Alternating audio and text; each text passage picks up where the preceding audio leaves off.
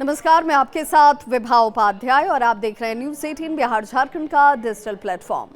इन दिनों छांगुर बाबा की चर्चा खूब हो रही है। बलरामपुर के छांगुर की करतूत अब हर रोज एक नए खुलासे के साथ सामने आ जाती है, जिसमें बताया जा रहा है कि प्रभाव जमाने के लिए 40 देशों में इस शख्स ने अपनी पैठ जमा रखी थी। यही नहीं, 20,000 से अधिक शागिर्द होने की धौंस भी इस शख्स की तरफ से जमाया जा रहा था। ताकत दिखाने के, फर्जी मुकदमे दर्ज कराने के और धर्म की दिलाने में देर ये शख्स नहीं करता था। छांगुर ने युवतियों की भी एक टीम जैसे बना रखी थी, जो किसी पर भी दुष्कर्म का आरोप लगाकर उन्हें फर्जी केस में फंसा सकती थी। छांगुर धर्म परिवर्तन न करने वालों को सबक सिखाने में प्रशासनिक मिशनरी तक का इस्तेमाल कर रहा था और बेखौफ होकर ये सब कुछ इस शख्स की तरफ से किया जा रहा था। धर्म परिवर्तन के लिए राजी होने पर मोटी रकम दी जाती थी। करीब 15 सालों से ये खेल जो है छांगुर बाबा का चल रहा था, लेकिन ये खुलासा तब हो गया जब इस शख्स को करीबियों का ये कहना है कि उनके ही जो करीबी थे उन्हें उसकी ये करतूत नागवार गुजरने लगी, जिसके बाद विरोध किया गया और विरोध का ये एक दौर जैसे ही शुरू हुआ।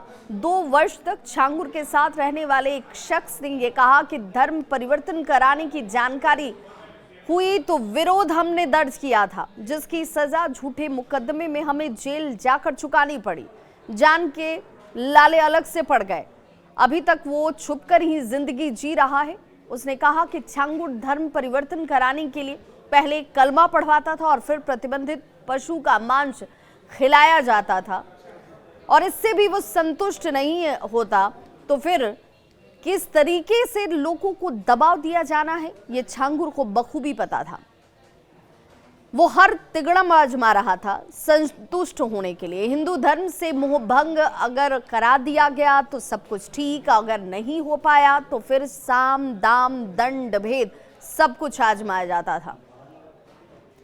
फोटो खींचने से लेकर वीडियो बनाने तक के दबाव वाली कार्यशैली छांगुर बाबा की रही। इस्लामिक देशों की उन संस्थाओं को ये तमाम तस्वीरें और वीडियोस भेजे जाते थे जो धर्मांतरण के लिए उसे फंड मुहैया कराते। जांच में जुटी एटीएस की टीम कहती है कि ऐसे देशों से फंड मिलने के सुराग भी मिले हैं जो इस शख्स तक करोड़ों रुपए के ट्रांजैक्शंस कर रहे थे। फंड को सुनिश्चित करने के लिए छांगुर ने ट्रस्ट बना रखा था। छांगुर के एक सहयोगी का ये भी दावा है कि औरंगजेब को आदर्श ये शख्स मान रहा था और उससे जुड़ी पुस्तकों को ये शख्स पढ़ता था। छांगुर अपने विरोधियों को परास्त करने के लिए, उन्हें पीछे छोड़ने के लिए या डराने और धमकाने के लिए बड़े पैमाने पर रकम खर्च कर रहा था। इसकी शिकायत करने वाले बब्बू चौधरी का ये कहना है कि उसे फंसाने और खुद बचाने के लिए छांगुर ने पानी की तरह पैसे खर्च किए। बाराबंकी और बहराइच के कुछ पेशेवर लोगों को सुपारी दी गई। 25 लाख रुपए तो एफआईआर दर्ज कराने पर खर्च कर दिए।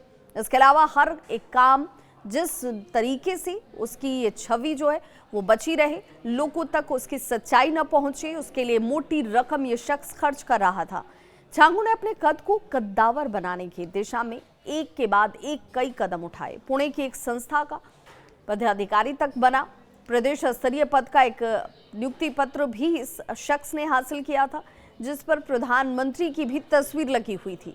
अब आप सोचिए कि शख्स कितना शातिर था, जिसने एक माया जाल अपने चारों तरफ खड़ा कर दिया था। इसकी शिकायत पीएमओ तक हुई और जांच की शुरुआत जरूर हुई, और अब जब ये गिरफ्त में है तो इसके इस माया जाल की एक एक परत खुल रही है और कैसे धर्मांतरण का ये गंदा खेल सिर्फ भारत में इस शख्स की तरफ से नहीं, इस जैसे न जाने कितने लोगों की तरफ से खेला जा रहा है।